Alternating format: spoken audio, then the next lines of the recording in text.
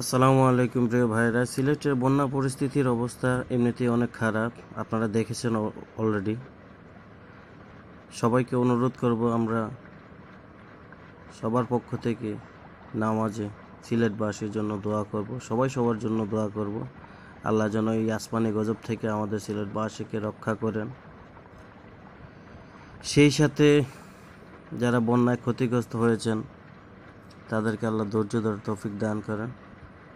প্রশাসন এবং সরকারকে আহ্বান জানাবো ক্ষতিগ্রস্ত মানুষের পাশে দাঁড়ানোর জন্য। সেই সাথে যেহেতু এখন বন্যার সময় সাপ বিচ্ছুর ভয় আছে, আপনারা একটু সতর্ক থাকবেন।